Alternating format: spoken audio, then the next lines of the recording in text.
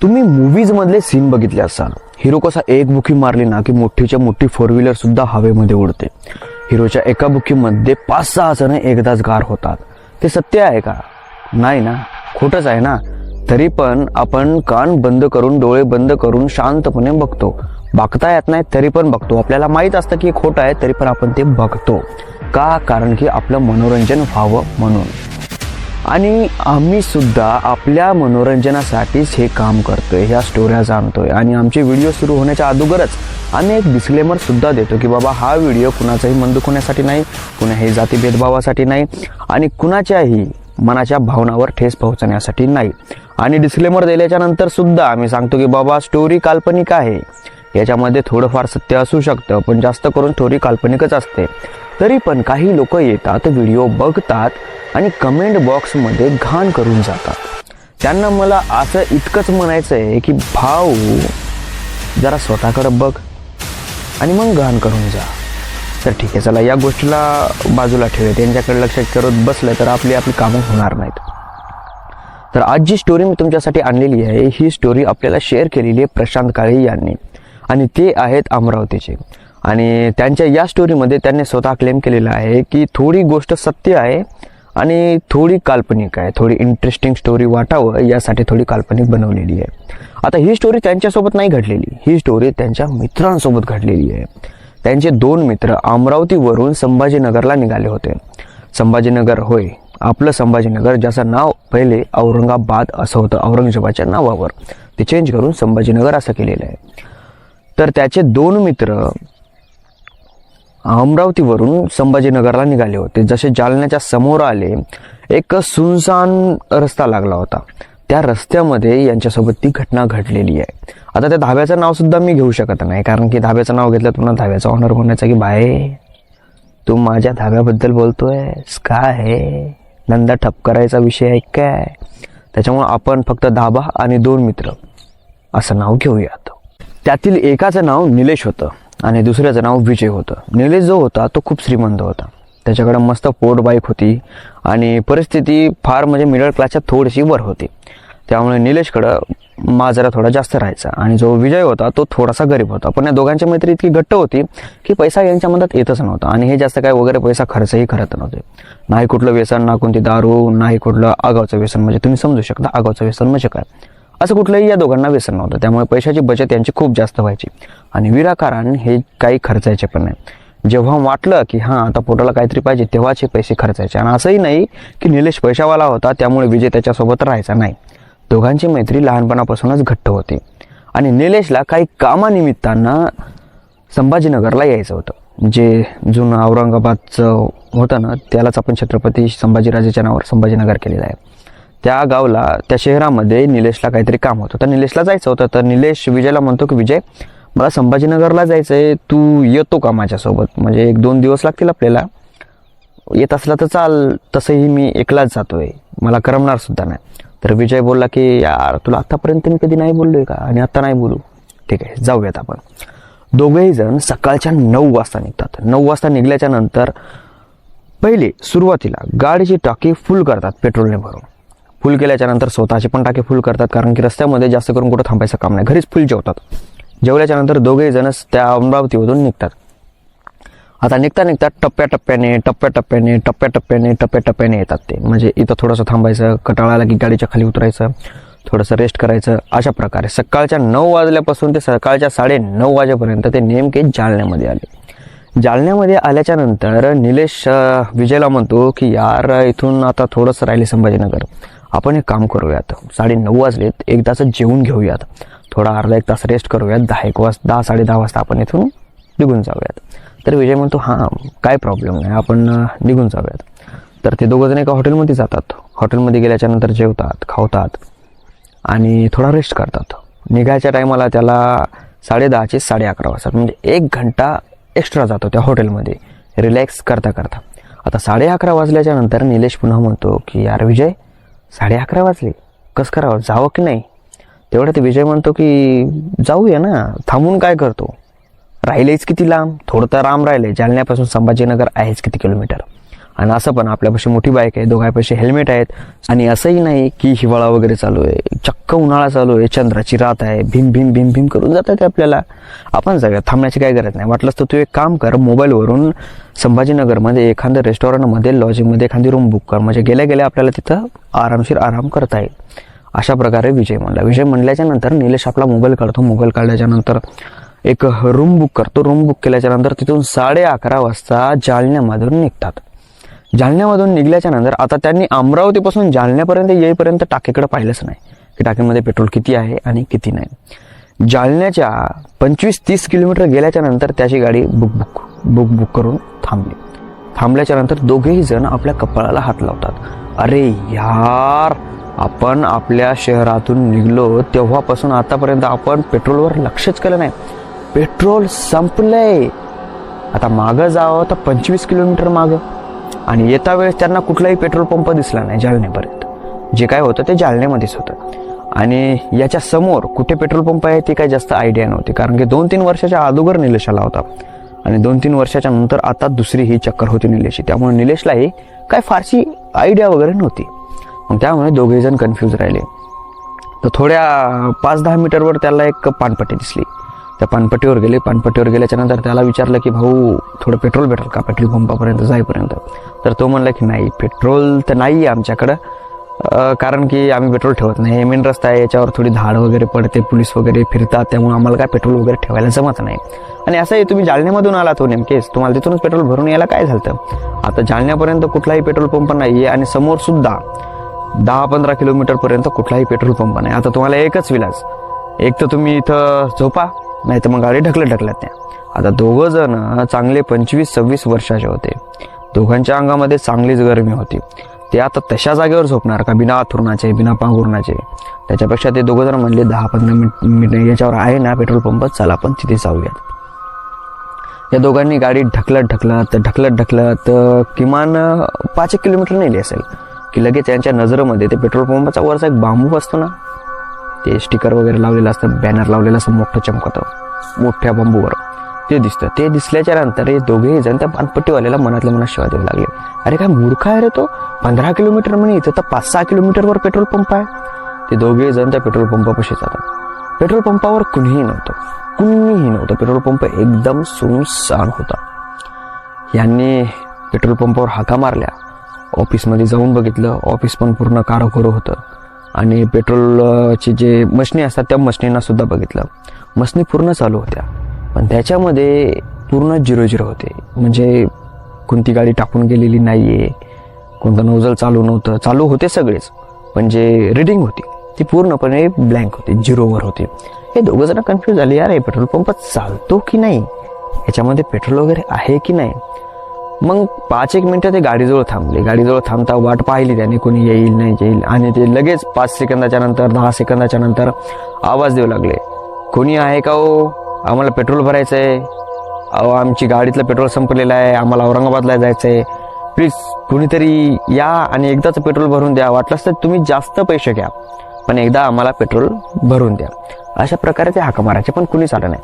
10-15 मिनिटं तिथं ते थांबले वाट बघत, आणि जेच गाडी ढकलत समोर निघणारच की मागून एक आवाज आला, ए थांबा, आलोच असं म्हणत एक कुबडा मोथारा, अंगावर शाल पांघरलेली आणि अर्धी काळी आणि अर्धी पांढरी दाढी असलेली, मिशा काय फारशा अशा लगेच टवदार नव्हत्या, अशाच होत्या भंगार, एकाशी अशा प्रकारच्या त्याच्या मिशा होत्या.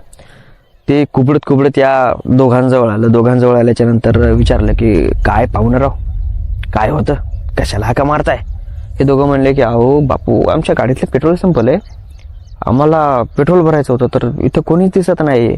तर तो म्हणला की नाही, नाईटला इथं कोणी राहत नाही, मी इथलाच वॉचमॅन आहे, हे सगळं माझ्याच मागं असतं, मी जास्त करून कोणाच्या गाडीत टाकतच नाही, सगळं बंद आहे म्हणून सांगतो, मोठ्याल्या गाड्या आल्या तर, छोटी मोठी गाडी आल्या तर आपलं टाकायचं.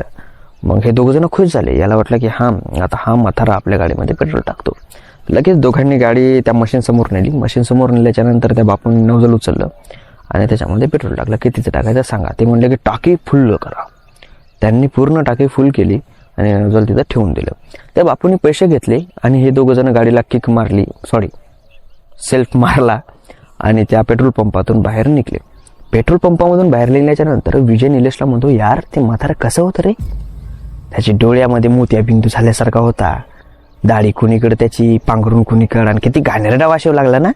तेवढ्यात निलेश म्हणतो की यार जाऊ दे ना यार, आपल्याला काय त्याच्यासोबत झोपायचंय का राहायचंय का खायचंय? आपल्या गाडीत पेट्रोल आलं, आपलं काम संपलं, विषय संपला, जाऊ दे तिकडे, देवाच्या कृपेनं आपलं चांगलं झालं. पेट्रोल भेटलं बाई, पेट्रोल पंप भेटला. माझा तर जीववर यायला की 10-15 किलोमीटर कुठं आपल्याला गाडी ढकलावं लागते. असं म्हणून ते दोघेही जण शांत झाले आणि मस्करी करत दोघेही जण निघले. कंप्लीट 15 किलोमीटर जातात की पुन्हा एक त्यांना उजवीकडे पेट्रोल पंप लागतो. आणि उजवीकडे पेट्रोल पंप लागल्याच्या नंतर ते डोक्याला हात मारून घेतात की छा, हे पेट्रोल पंप म्हणत असेल ते, त्याच्या लक्षातच नसेल ते पाठीमागचा पेट्रोल पंप आहे म्हणून.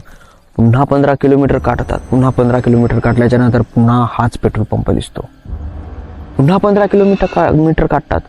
पुन्हा 15 किलोमीटर काढल्याच्या नंतर पुन्हा हाच पेट्रोल पंप दिसतो.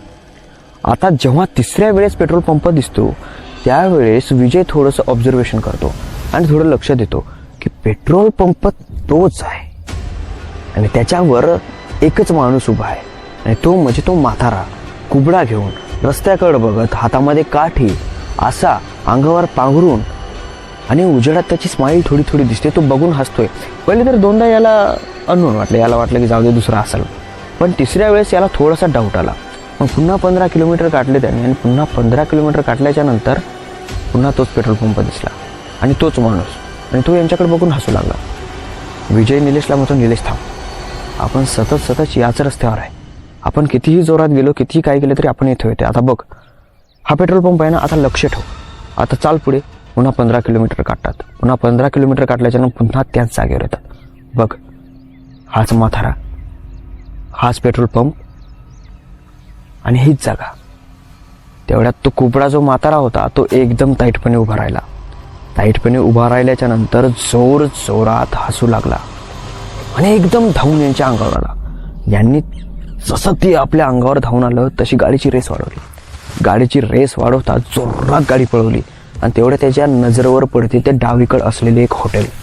हॉटेलमध्ये गाडी नेतात, गाडी थांबवतात, मधात जातात, टेबलवर बसतात आणि दोघेही जण घामाजूळ झालेले, एकदम हापलेले असतात.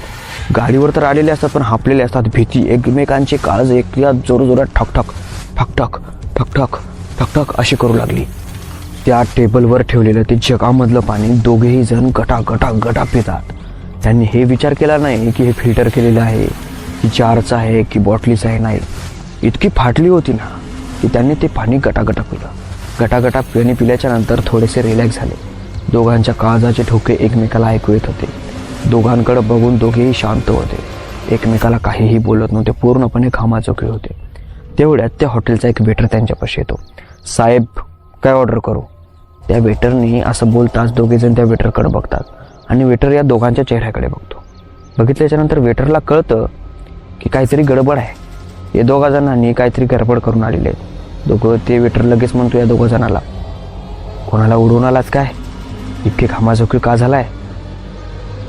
भाऊ उडवून बिडून आला असेल ना तर इथून निघून जा, इथं नका थांबू, पोलीसवाले उगे आम्हाला परेशान करतील. मग हे दोघं जण म्हणले की भाऊ तसं काहीच नाही, इथं मागं या 5 किलोमीटरवर एक पेट्रोल पंप आहे ना, त्या पंपावर आम्ही पेट्रोल भरलं आणि रस्त्याने निघलो.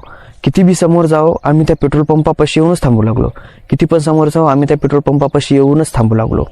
एवढं बोलताच तो वेटर म्हणतो, ओ तुम्ही काय वेड्यात काढताय काय मला? तिथं कुठलाही पेट्रोल पंप नाहीये. अरे पेट्रोल पंप फक्त आता 15 किलोमीटर दूर राहिलेला आहे इथून समोर. तुम्ही कोण्या पेट्रोल पंपाची गोष्ट करताय? तुम्ही नक्की काहीतरी काळाकांडी केलेली आहे ना? हे दोघं जण म्हणतात, शपथ आम्ही कुठलीही काळाकांडी केलेली नाहीये. वाटलं तर तुम्ही आम्ही बाहेर उभी केलेली गाडी चेक करू शकता, तिला कुठेही डेंट लागलेलं नाही. अच्छा धडक वगैरे मारलेली असेल तर कुठं काहीतरी चपलेलं असेलच ना, पण तसलं काहीही नाही. मी जे सांगतात ना ते खरंच सांगतोय आम्ही. एवढं बोलून तो वेटर म्हणतो, यार तुम्ही काय दारू पिऊन आला होतात का काय? ठीक आहे जाऊ द्या, ऑर्डर काय सांगायची ते सांगा. तेवढ्यात विजय म्हणतो की भाऊ तुम्ही सध्या 2 मिनिटासाठी जा, आम्ही तुम्हाला बोलवतो आणि नंतर सांगतो, थोडंसं आम्हाला रिलॅक्स होऊ द्या. तो वेटर तिथून निघून जातो. वेटर निघून गेल्याच्या नंतर विजय आणि निलेश एकमेकाच्या तोंडाकडे बघतात. यांना कन्फर्मेशन होते की आपल्यासोबत जी गडबड झाली ती सक्ती आहे. कारण की ह्या म्हणतो की तिथे एकही पेट्रोल पंप नाही आहे. तो पानपट्टीवाला सुद्धा म्हणला होता की इथून 15-20 किलोमीटरवर पेट्रोल पंप आहे, आणि हा सुद्धा म्हणतो की समोर 20-15 किलोमीटरवर पेट्रोल पंप आहे. तो कदाचित चकवा होता का? बरं झालं आपल्याला हॉटेल दिसली आणि आपण हॉटेलमध्ये आलो. आता आपण एक काम करूयात, याच हॉटेलमध्ये थांबूयात. असंच थोडा टाईम राहिला असेल, आता वाजलेत किती, 12:30 वाजलेत ना. थोडा वेळ थांबूयात, 4-5 वाजेपर्यंत असंच इथं टाईमपास करूयात आणि नंतर निघूयात. जसा जसा सकाळ होण्याचा टाईम होईल तसा तसा आपण इथून निघून जाऊयात, तोपर्यंत इथंच थांबूयात. तर मग तेवढ्यात तो निलेश म्हणतो की थांबण्यासाठी काही प्रॉब्लेम नाही, पण ऑर्डर तर काय करावं लागेल ना. त्यांना पण वाटलं पाहिजे आपण टाईमपास करत आपण खाऊयात. तर मग विजय म्हणतो की ठीक आहे, ऑर्डर करूयात. विजय वेटरला आवाज देतो. वेटर येतो एक छोटीशी क्युटी बुक घेऊन आणि एक पेन घेऊन. हां सांगा. निलेश म्हणतो एक मटण करी लावा आणि एक पनीर मसाला लावा आणि थोडेफार तंदुरी लावून टाका. हे 3 आयटम लावा. पहिले एकच तंदुरी आहे ना, नंतर लागले तसे आम्ही घेतो. असे म्हणल्याच्या नंतर निलेश आणि विजय तिथे थांबलेले असतात. त्यांना माहीत असतं की आता हे जेवण आल्याच्या नंतर आरामशीर जेवूयात. आरामशीर जेवण झाल्याच्या नंतर त्याला हळूच विचारूयात की बाबा आम्हाला थोडी रात्र कापण्यासाठी इथं राहू दे. कारण की आपण त्याचं कस्टमर त्याचं काहीतरी खाल्लं पण, आणि खाल्ल्यामुळं त्याला थोडी जास्त पैसेसुद्धा देऊन थांबू पण येतं. थोडंसं गप्पा मारत कार्यक्रम करूयात. तर मग तेवढ्यात विजय निलेशला म्हणतो की तू थांब जरासा, मी हात वगैरे धुवून येतो. विजय उठतो, वॉश बेसिनकडे जातो हात धुण्यासाठी. निलेश अजून पण घाबरलेलाच असतो की यार आपल्यासोबत काय झाले. त्या विचारामध्येच तो गुंतलेला असतो ना, त्याच्यासोबत एवढी मोठी घटना झाली आणि असं त्याच्या आयुष्यात याच्या अगोदर कधीच झालं नाही. त्यामुळे तो खूप मोठा कन्फ्यूज होता आणि तो भिवू लागला. तेवढ्यात वेटर आपल्या हातामध्ये एक प्लेट घेऊन येतो, एक त्याच्यामध्ये मटण करी असते, आणतो आणि तिथं समोर ठेवतो आणि 2 तंदुरी आणून तिथं साईडला ठेवतो. 10 मिनटं होतात, 15 मिनटं होतात, 20 मिनटं होतात. 20 मिनटं झाल्याच्या नंतर निलेश कन्फ्यूज होतो की हा विजय अजून गेला आणि आला कसा नाही. हात धुवायला गेला की टॉयलेटमध्ये गेला आहे, पागल वगैरे तर नाही झाला ना. जाऊन बघतो. जाऊन बघितल्याच्या नंतर वॉश बेसिन तर खुल्लं असतं. काउंटरवर जातो, काउंटरवर विचारतो की इथं माझा एक मित्र आला होता, तो हात धुण्यासाठी गेला तर तो अजून आला नाही, कुठे गेला, काय आयडिया वगैरे आहे का. तो काउंटरवरचा माणूस म्हणतो की हां तो बहुतेक टॉयलेटमध्ये गेला आहे, तुम्ही बसा, ते येऊनच जाते. मग त्याचं असं बोलणं ऐकल्याच्यानंतर निलेश पुन्हा येतो आणि टेबलवर येऊन बसतो. टेबलवर येऊन बसल्याच्या नंतर याला असं वाटतं की चला एखादा घास खाऊन बघावं की टेस्ट कशी आहे. तंदुरीचा एक घास मोडतो, त्या मटण करीमध्ये असं फिरवतो.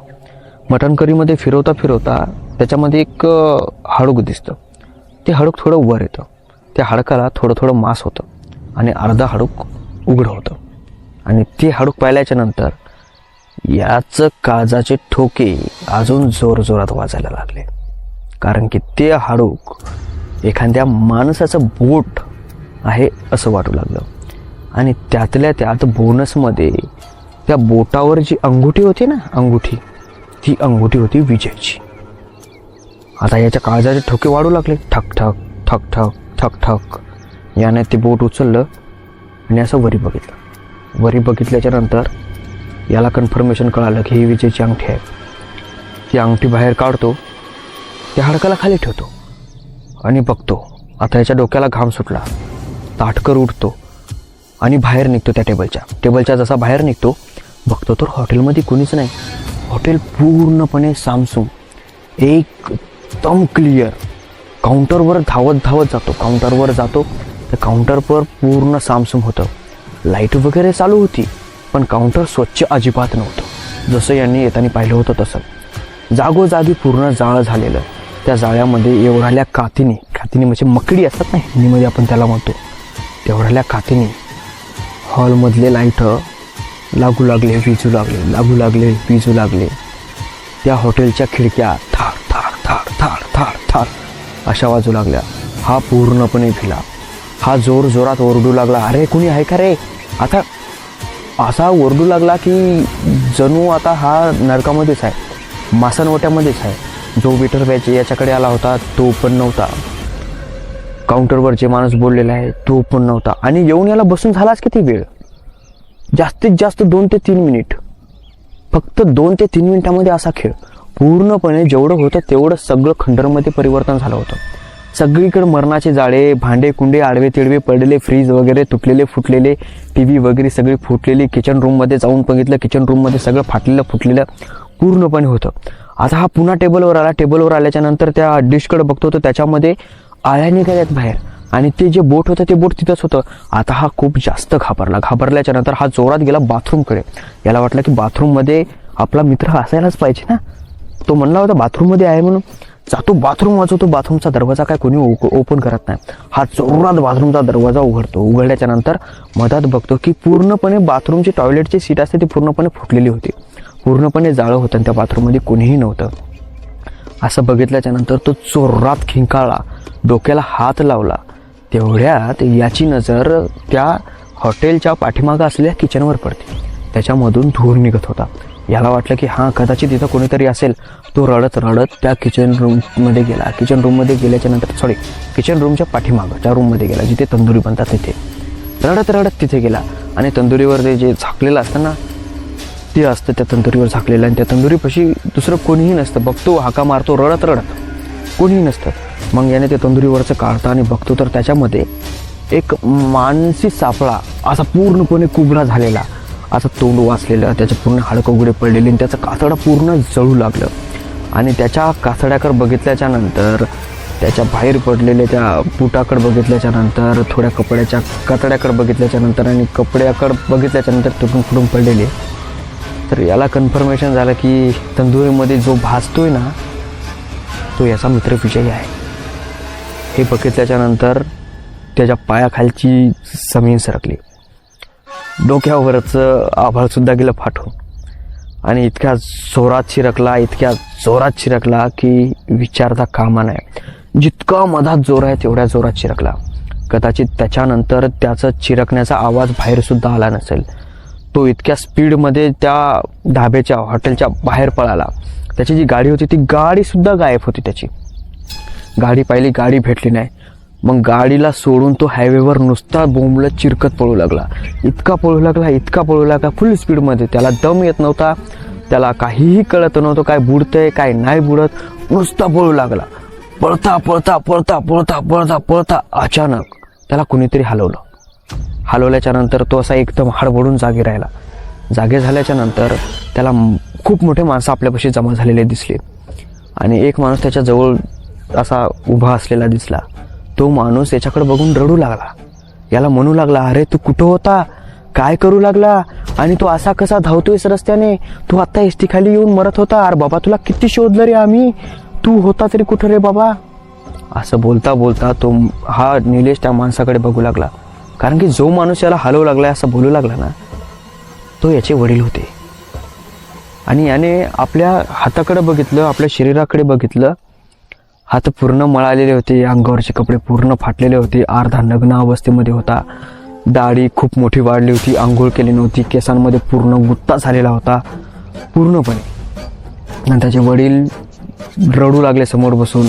आणि हा सावध होऊन त्याच्या वडिलाला म्हणतो, बाबा आम्ही त्या दिवशी निघलो होतो ना संभाजीनगरला, अहो त्या हॉटेलमध्ये असं झालं, आपला विजू मारला गेला हो, आणि मी पळू लागलो की डायरेक्ट तुम्ही मला धरला, आपला विजू कुठे, विजू असा तो निलेश त्याच्या बाबाला पळू लागला.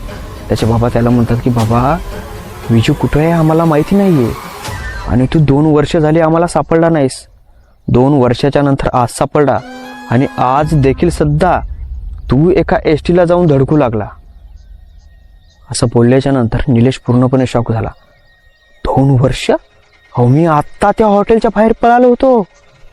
म्हणजे चकवा इतका भयंकर त्या निलेशला लागला होता की त्याला 2 वर्षापर्यंत समजलं नाही की तो कुठे आहे आणि काय आहे. तर मित्रांनो, आजची स्टोरी तुम्हाला कशी वाटली